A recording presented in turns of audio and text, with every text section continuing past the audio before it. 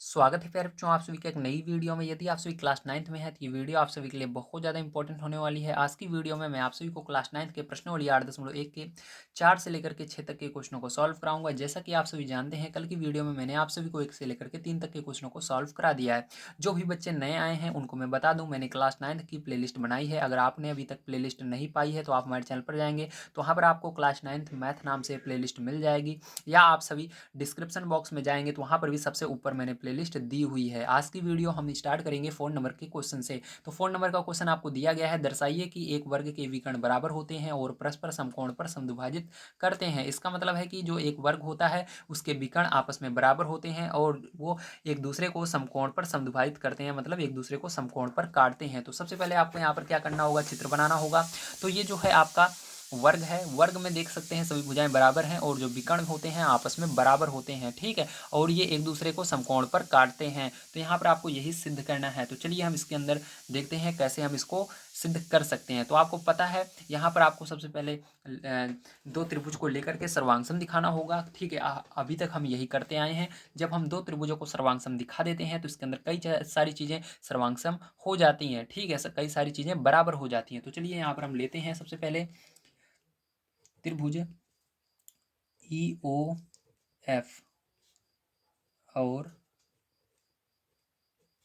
त्रिभुज जी O H, ठीक है। तो यहाँ पर हमने कौन सा लिया है, ई ओ एफ लिया है और इसके बाद हमने लिया है जी ओ एच, ये त्रिभुज और ये उसके ऊपर वाला, ठीक। इन दोनों त्रिभुज को लिया है। अब इसके अंदर हम देखेंगे क्या चीज़ें हम इनमें सर्वांगसम दिखा सकते हैं। तो सबसे पहले देखिए इसके अंदर जो कोण होगा आपका ओ ई एफ, ठीक है। कौन सा कोण, कोण ओ ई एफ बराबर होगा कोण ओ जी एच के, ठीक है। तो मतलब ये वाला कोण जो आपका है, ठीक है। देखो इसके अंदर जो ये आपका ई वाला कोण है वो किसके बराबर हो जाएगा, इस जी वाले कोण के बराबर हो जाएगा, ठीक है। क्यों बराबर होगा, क्योंकि ये एकांतर कोण होते हैं। जैसे एक लाइन है, एक कोण इस साइड बन रहा है, दूसरा दूसरी तरफ बन रहा है, तो उसको एकांतर कोण कहते हैं। तो यहाँ पर क्या हो जाएगा, ये एकांतर कोण हो जाएगा हमारा, ठीक है। तो यहाँ पर लिखेंगे एकांतर कोण। तो इस तरह से पैर जो आपको यहाँ पर लिखना है। आगे देखिए इसके बाद क्या करोगे आप, आपको अब ध्यान से समझना है, ठीक है। यहाँ पर एकांतर कोण मैंने लिख दिया। अब इसके बाद ध्यान से देखिएगा, अब इसके अंदर हम क्या दूसरी चीज़ बराबर दिखा सकते हैं। तो यहाँ पर देखो जो आपकी ई एफ है, ठीक है। तो मतलब ये वाली जो आपकी भुजा है ये इसके बराबर होगी, ठीक। तो ई एफ बराबर हो जाएगी जी एच के। तो इस तरह से लिख दीजिएगा। क्यों बराबर होगी, क्योंकि हम जानते हैं ये पूरा वर्ग है, वर्ग में जो भुजाएं होती हैं सब आपस में बराबर होती हैं। तो ये वाली इसके बराबर हो जाएगी। तो आगे लिख दीजिएगा वर्ग की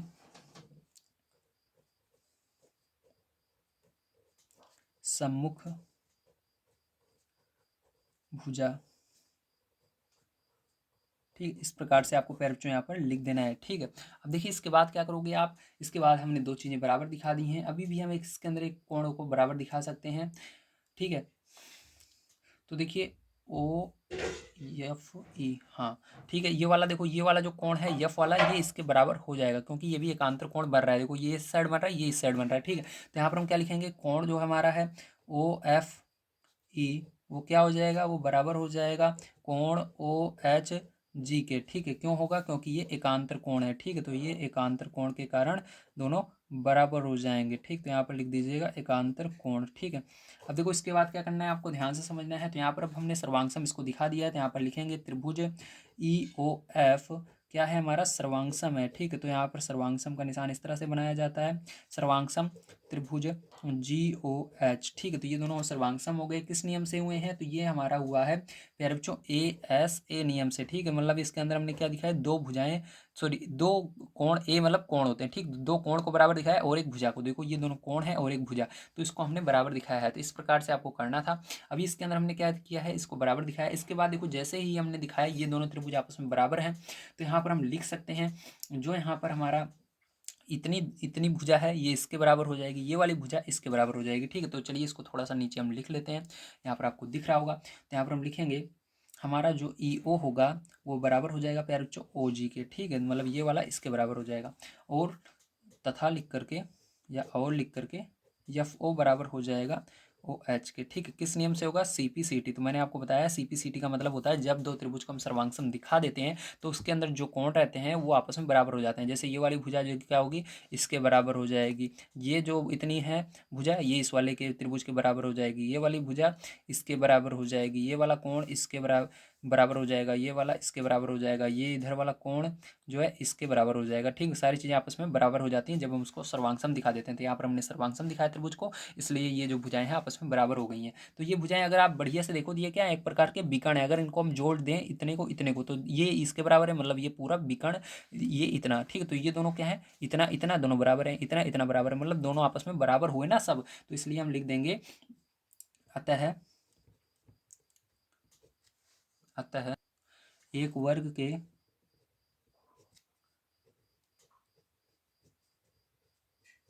विकर्ण बराबर होते हैं।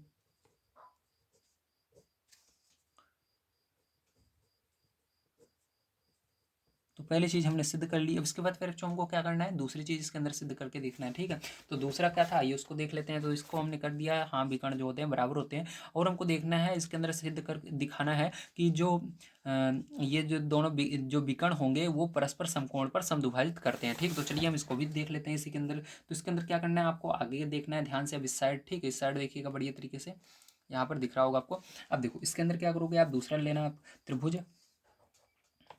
ठीक है, दिख रहा है ना। हाँ, तो देखो त्रिभुज ई ओ एफ। ठीक है, ई ओ एफ लेना। तो ई ओ एफ कहाँ है, ई ओ एफ ये वाला त्रिभुज मैंने लिया। उसके बाद हम लेंगे ई ओ एच ये वाला त्रिभुज, ये वाला और ये वाला। ठीक, ये बगल बगल वाले दोनों त्रिभुज ले रहे हैं। तो ई ओ एफ और त्रिभुज ई ओ एच में। ठीक है, इन दोनों त्रिभुज में आपको बढ़िया तरीके से अब देखना है। देखो जो ओ एफ होगा फिर जो वो क्या होगा, वो बराबर होगा ओ एच के। ठीक, अभी हमने ऊपर सिद्ध किया जो इतनी दूरी होगी ये इसके बराबर होगी। ठीक, तो अभी इसके अंदर लिख देना ऊपर सिद्ध किया। ठीक है, तो ये भुजा इसके बराबर हो जाएगी। ठीक है, एक चीज़ हमने देख लिया। उसके बाद ई एफ जो होगा फिर जो वो क्या हो जाएगा, ई एच के बराबर हो जाएगा। ठीक है, देखो ये क्यों होगा, क्योंकि ये जो आपका ये ई एफ है ये इसके बराबर होगा, क्योंकि मैंने आपको बताया जो भुजाएं होती हैं एक वर्ग में सभी बराबर होती हैं। ठीक है, तो इसकी ये लिख दीजिएगा, वर्ग में सभी भुजा समान होती है।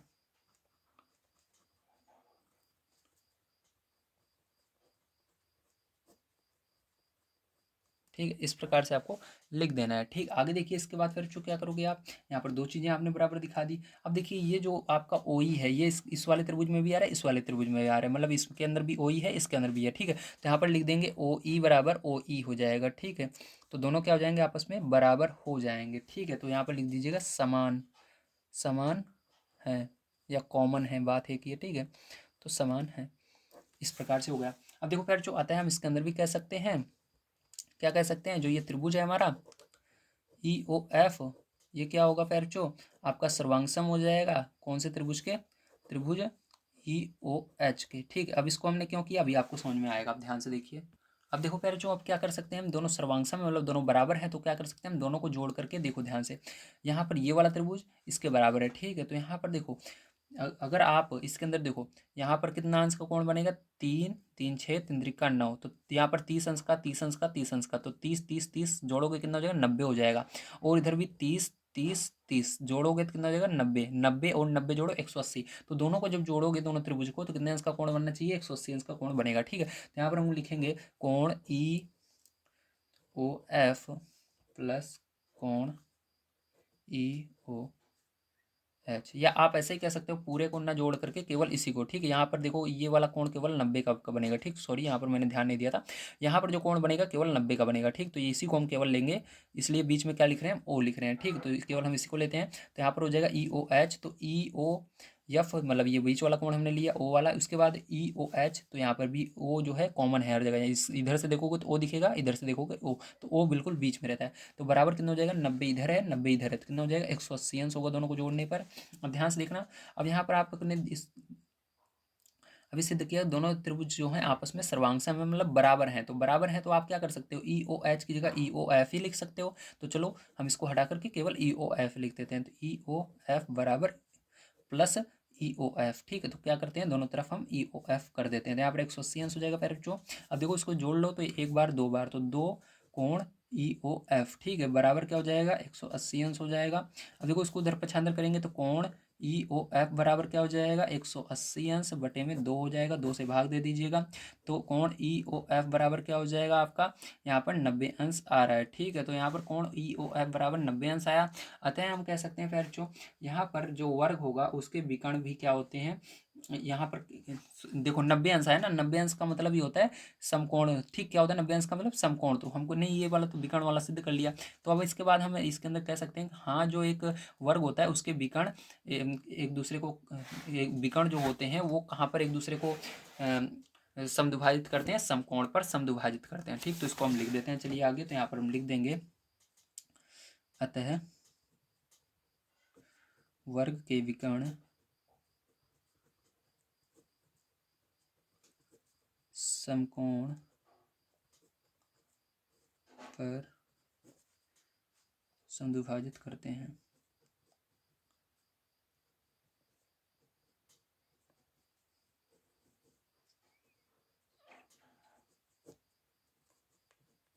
ठीक, ये हो गया, समझ में आया, वेरी गुड। अब चलिए इसके बाद चलते हैं अगले क्वेश्चन पर जो उसको देखते हैं और उसको भी हम कर लेते हैं। ठीक है, तो ये आपका होता है 4 नंबर क्वेश्चन समाप्त। तो देखिए नेक्स्ट क्वेश्चन हमारा 5 नंबर का है। दिया गया है दर्शाइए कि यदि एक चतुर्भुज के विकर्ण बराबर हों और परस्पर समद्विभाजित करें तो वह एक वर्ग होता है। ठीक है, तो देखो यहाँ पर हमको क्या दिखाना है, यहाँ पर हमको दिखाना है कि जो एक चतुर्भुज है उसके विकर्ण बराबर हैं और वो परस्पर एक दूसरे को समद्विभाजित कर रहे हैं, तो वो क्या होगा, एक वर्ग होगा। ठीक है, तो देखो वर्ग जो होता है आपका ऐसा नहीं है बिल्कुल सीधा ही होना चाहिए, उसको आप तिरछा भी कर सकते हो। बस उसकी कंडीशन ये रहती है कि जो उसकी चारों भुजाएं रहती हैं वो बराबर होती हैं और प्रत्येक कोण 90 अंश का बनता है। ठीक है, तो यहाँ पर ये होता है इसकी कंडीशन। अब इसके अंदर ध्यान से देखिएगा, हमने एक वर्ग बनाया है। अब ये आपको अगर सीधा बिल्कुल रहेगा तो आप बता ही दोगे हाँ ये वर्ग है, इसलिए मैंने थोड़ा टेढ़ा मेढ़ा इसको बनाया है। अब आपको बड़े ध्यान से प्यारे चीज़ को समझना है कि किस प्रकार से आप इसको सिद्ध करेंगे। ठीक है, तो यहाँ पर हम लिखेंगे माना यह एक एक समचतुर्भुज है। ठीक है, क्योंकि इसके अंदर हमको देखो चतुर्भुज की कंडीशन नहीं दी गई है कि वो समांतर चतुर्भुज होना चाहिए, क्या होना चाहिए। तो यहाँ पर मैंने समचतुर्भुज बनाया, तो यहाँ पर समचतुर्भुज मान लेंगे। तो माना यह एक समचतुर्भुज है। ठीक है, समचतुर्भुज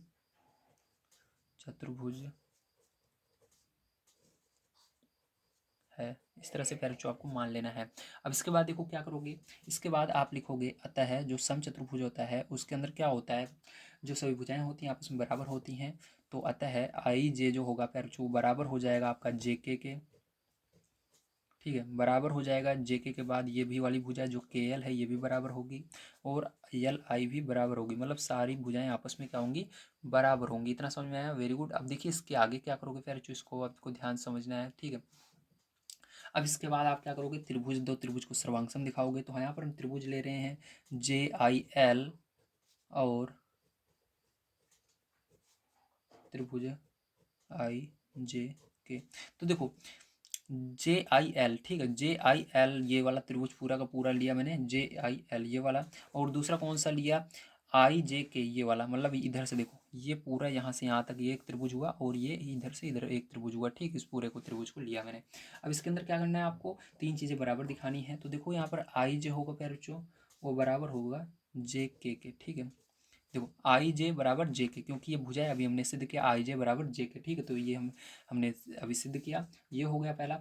दूसरा क्या हो जाएगा इसके बाद, देखो यहाँ पर आपका जो जे एल है वो बराबर हो जाएगा आई के। ठीक है, तो जे एल कहाँ पर है, तो जे एल ये है विकर्ण है। ठीक है, ये किसके बराबर हो जाएगा, आई के इस विकर्ण के, क्योंकि आपको पता है जो समचतुर्भुज होता है उसके विकर्ण भी बराबर होते हैं। तो यहाँ पर हम लिख देंगे कि विकर्ण विकर्ण ठीक है, इस तरह से लिख दीजिएगा विकर्ण। तो ये भुजा है, क्या है, भुजा है और ये विकर्ण है। ठीक है, तो ये हो गया। अब देखो इसके बाद हमको एक चीज़ और बराबर दिखानी है। तो यहाँ पर देखो आई जे जो है इस वाले त्रिभुज में भी आपका आ रहा है और इस वाले त्रिभुज में भी आ रहा है। तो आई जे जो होगा पैरचो ये कॉमन है, तो आई जे बराबर क्या हो जाएगा, आपका आई जे हो जाएगा। तो आई जे बराबर आई जे। ठीक है, तो ये हो गया आपका। ठीक, समझ में आया इतना, आई जे बराबर क्या हो जाएगा, आई जे हो जाएगा। अब देखो इसके बाद क्या करोगे, यहाँ पर आपने इसको दिखा दिया, तो यहाँ पर आप कह सकते हो अतः जो हमारा त्रिभुज है जे आई एल वो क्या है, सर्वांगसम है। ठीक, किसके सर्वांगसम है, दूसरे त्रिभुज आई जे के। ठीक है, ये दोनों त्रिभुज क्या हैं, आपस में सर्वांगसम हो गए हैं। ठीक, किस नियम से हुए, यस यस यस, यानी तीनों भुजाएं हैं। भले इसके अंदर विकर्ण लिखा हुआ है लेकिन ये भी एक प्रकार की भुजा है, कोण नहीं है। तो यहाँ पर यस यस यस नियम से ये सर्वांगसम हो गए। अब देखो यहाँ पर हम क्या कह सकते हैं, आगे देखो। तो यहाँ पर ऊपर मैं आपको बताता हूँ। ठीक है, थोड़ा सा हम इसको सीधा कर लेते हैं, एक सेकेंड। हाँ, अब देखिए,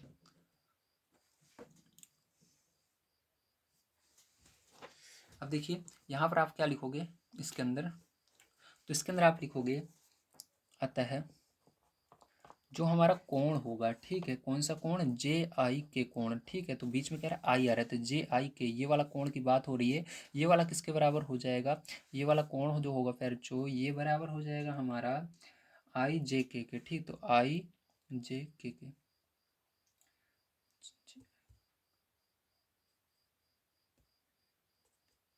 ये वाला कोण क्या हो जाएगा, इस वाले के बराबर हो जाएगा, इधर वाले के। ठीक है, ये वाला कोण इसके बराबर हो जाएगा, क्योंकि इस त्रिभुज के अंदर लिया था और इस त्रिभुज के अंदर, हाँ। तो ये वाला हमारा इसके बराबर हो जाएगा, तो आई जे के। ठीक है, बराबर होगा क्यों, इस नियम से, सीपी सीटी, क्योंकि हमने आपको बताया है अगर हम एक इस दो त्रिभुज को बराबर दिखा देते हैं तो इसके अंदर जो कोण रहता है आपस में बराबर हो जाएगा। ये वाला कोण इसके बराबर हो जाएगा। ठीक है, इसी प्रकार से ये वाला कोण इसके बराबर हो जाएगा। ठीक है, जितने भी कोण होते हैं आपस में बराबर हो जाएंगे, और ये वाला ऊपर वाला कोण इस ऊपर वाले के बराबर हो जाएगा। यहाँ पर ये हो गया। अब इसके बाद देखिए क्या करोगे, इसके बाद यहाँ पर आप लिखोगे अतः कोण जे आई के बराबर, देखो यहाँ पर देखो, ये अगर आप इन दोनों को जोड़ोगे, देखो क्योंकि ये एक ही त्रिभुज में इस वाले बन रहे हैं, तो ये 90 अंश है, तो ये वाला भी कितना होगा, 90 अंश ही होगा। तो इन दोनों को अगर जोड़ें तो कितना हो जाएगा, 180 अंश के बराबर हो जाएगा। ठीक, तो यहाँ पर जे आई के जो होगा, जे आई के जो होगा वो बराबर होगा किसके, दोनों बराबर होंगे। ठीक है, आई जे के दोनों बराबर होंगे, कितने होंगे, कितने अंश के होंगे, दोनों होंगे हमारे 90 अंश के। कितने 90 अंश के होंगे, 90 अंश के होंगे। तो यहाँ पर देखो, अब ध्यान से देखना। अब इसको हम क्या करेंगे, अगर इन दोनों को हम इस त्रिभुज के अंदर से अगर देखते हैं, ठीक, तो यहाँ पर आप लिखोगे या आप डायरेक्ट यहाँ पर कर सकते हो। चलो इस स्टेप को छोड़ो, यहाँ पर डायरेक्ट करो जैसे हमने पीछे पहले बताया था। ठीक, तो यहाँ पर प्लस लगा दो, दोनों को अगर जोड़ोगे तो 180 अंश के बराबर आने चाहिए। कितना आना चाहिए, 180 अंश के बराबर आना चाहिए। ठीक, तो 180 अंश के बराबर आएगा। अब ध्यान से देखना, अब यहाँ पर देखो, अब हम क्या कर सकते हैं, यहाँ पर ये दोनों आपस में बराबर हो गए हैं, तो यहाँ पर हम इसको आई जे को हटाकर जे आई के ही लिख देते हैं। तो यहाँ पर हो जाएगा जे आई के, ठीक है, प्लस कोण जे आई के बराबर 180 अंश। ठीक है, हुआ। अब देखो दो बार हैं तो यहाँ पर दो जे आई के हो जाएगा बराबर 180 अंश हो जाएगा। यहाँ पर कोण जे आई के बराबर क्या हो जाएगा, 180 अंश बटे में 2 भाग दे देना, तो जे आई के बराबर क्या हो जाएगा, 90 अंश। तो यहाँ पर हमने प्रूव कर दिया है ये 90 अंश का होगा। तो ये 90 अंश का है, तो ये भी सब 90 अंश के होंगे। तो यहाँ पर क्या हो जाएगा, अगर 90 अंश का यहाँ पर हमारा क्या हो रहा है, 90 अंश का अगर यहाँ पर हमारा कोण बनेगा, ठीक है, तो ये क्या होगा, ये एक वर्ग होगा। ठीक है, तो यहाँ पर हम लिख देंगे अतः यह एक वर्ग है। ठीक, इस प्रकार से आपको लिखना है प्यारे बच्चों। ठीक है, थोड़ा सा यहाँ पर, ठीक है, थोड़ा सा यहाँ पर ये जो राइटिंग थी थोड़ा इधर उधर हो गई है, उसके लिए सॉरी। बढ़िया तरीके से आप इसको नोट कर लीजिए। ठीक है, तो चलो इसको जल्दी से नोट कीजिए, स्क्रीनशॉट लीजिए, चलते हैं आगे। तो आइए अब देखते हैं नेक्स्ट क्वेश्चन। तो हमारा अगला क्वेश्चन दिया गया है प्यारे बच्चों यहाँ पर समांतर चतुर्भुज ABCD। तो आप देख लीजिए यहाँ पर समांतर चतुर्भुज आपका बना हुआ है ABCD। ठीक है, यहाँ पर दिया गया है AC कोण A को समद्विभाजित करता है। ठीक है, आपको आकृति देखने के लिए कह रहा है 8.19। दर्शाइए कि आपको यहाँ पर दर्शाना है, पहला यह कोण C को भी समद्विभाजित करता है, दूसरा ABCD एक समचतुर्भुज है, ये आपको दिखाना है। तो चलिए इसको हम करते हैं। तो देखिए इसको करने के लिए आपको ध्यान से देखना है, ये वाला जो त्रिभुज है ये इसके बराबर होगा, तो यहाँ पर हम लिखेंगे DAC जो हमारा कोण, या आप कह सकते हो त्रिभुज भी कह सकते हो या कोण भी। तो यहाँ पर देखो हम त्रिभुज के अंदर देख रहे हैं लेकिन हम कोण को देखेंगे। ठीक है, किस कोण को देख रहे हैं, ये वाले कोण को, क्योंकि हमको दिया गया है ये दोनों कोण। तो इस त्रिभुज के अंदर और इस त्रिभुज के अंदर आपको देखना है। ठीक, तो ये वाला कोण जो है इस कोण के बराबर होगा। तो यहाँ पर हम क्या लिखेंगे, यहाँ पर हम लिखेंगे फिर जो कोण जो हमारा है DAC, क्योंकि यहाँ पर देखो आपको बुक में पहले से ये निशान दिया गया है, मतलब ये कोण सीखे आपको सिद्ध करना है, ये आपको संकेत दिया गया है। तो हम इसी कोण को देखेंगे, DAC बराबर होगा किस कोण के, यहाँ पर BAC के, ठीक है। तो यहाँ पर कोण BAC। अब देखो ये दोनों बराबर है, तो आप यहाँ पर क्या करोगे, इसके बाद देखो यहाँ पर एक कोण और आपका बराबर होगा, तो आपका ये जो कोण BAC, ठीक है, BAC जो है प्यारे बच्चों, ये बराबर हो जाएगा ACD के, ठीक है, ACD के बराबर हो जाएगा। क्यों बराबर होगा, ध्यान से देखिएगा, क्योंकि ये एकांतर कोण यहाँ पर बनेगा, ठीक है। तो यहाँ पर हम लिखेंगे कोण जो हमें हमारा है BAC,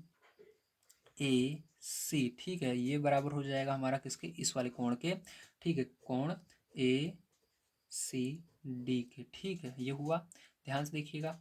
और हमारा जो ये वाला कोण है प्यारे बच्चों, इसी तरह से इसके बराबर हो जाएगा इधर वाले के, ठीक। तो यहाँ पर भी हम लिख देंगे जो हमारा कोण है, ठीक है, जो हमारा कोण है DAC, कौन सा DAC, ये वाला जो कोण है DAC, ये वाला कोण, ये इस वाले के कोण के बराबर होगा, कौन से के, BCA के, किसके, कोण BCA के। जिस कोण को हम देखते हैं उसको बीच में लिखते हैं, यहाँ पर हम C को देख रहे हैं इसलिए C को बीच में रखा, इधर हम A को देख रहे थे तो A को बीच में रखा, जिसको देखना है उसको बीच में रखना है और बाकी सबको इस तरह से लिख देना है, ठीक है।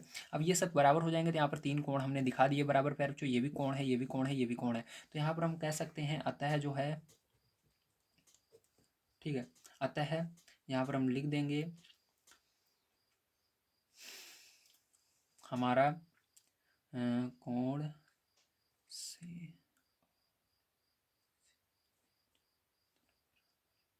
हाँ, तो यहाँ पर हम लिख देंगे कोण जो हमारा है ACD, ठीक है। तो देखो ये वाला जो कोण है ACD, ये वाला कोण, ये किसके बराबर हो जाएगा, ये बराबर हो जाएगा हमारा ACB के, ठीक है। तो ये वाला कोण जो है हमारा ACD, ये बराबर हो जाएगा ACB के, मतलब ये वाला कोण इसके बराबर हो जाएगा। देखो इधर हमने क्या किया, इसको भी बराबर दिखा दिया, ये दोनों बराबर, ये दोनों बराबर। तो यहाँ पर आप लिख दोगे अतः AC जो है वो क्या करेगा, कोण C को समद्विभाजित करेगा। अगर दोनों को आप बराबर दिखा देते हो, दोनों कोण को जितनी दूरी पर है, तो ये बिल्कुल बीच से ही तो जाएगा, इसके इधर भी बराबर, इधर तो बिल्कुल बीचों बीच जाएगा, ठीक है। तो C को क्या कर रहा है, C के बिल्कुल बीच से जा रहा है, मतलब C को आधे आधे भाग में बांट रहा है। समद्विभाजित करना मतलब आधे भाग में बांटना, तो ठीक है, समद्विभाजित करता है, इस तरह से आप लिख दीजिएगा, समद्विभाजित करता है, ये हो गया। अब देखो इसके बाद अब दूसरा नंबर हमको यहाँ पर सिद्ध करके दिखाना है, ठीक है। तो चलो इसके लिए इधर देख लेते हैं हम दूसरे साइड। तो दूसरे साइड देखना है आपको बड़े ध्यान से। तो इसके अंदर देखो हम देखते हैं त्रिभुज इस ऊपर वाले में ADC में, ठीक। तो त्रिभुज ADC में, ठीक, इस त्रिभुज के अंदर ध्यान से देखना, जो हमारा कोण होगा ACD वो बराबर हो जाएगा कोण DCA के, ठीक होगा कि नहीं।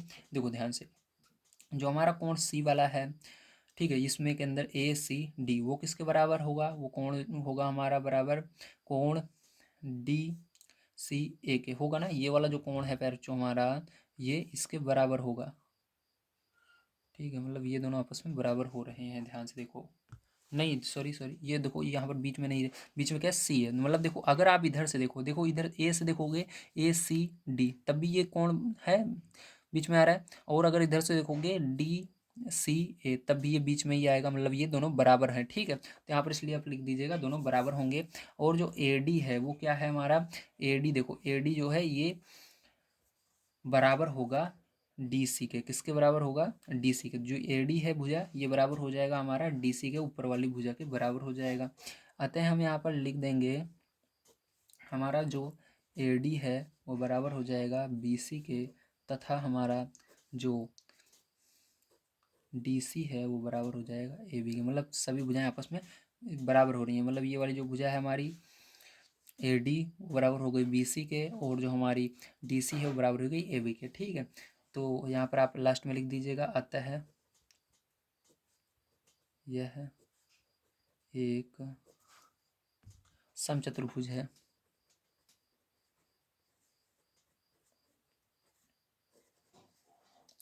तो प्यारे बच्चों, उम्मीद है आप सभी को समझ में आया होगा। यहाँ तक की क्लासें, कल की वीडियो में इसके आगे की जितने भी क्वेश्चन है सबको प्रोवाइड किया जाएगा।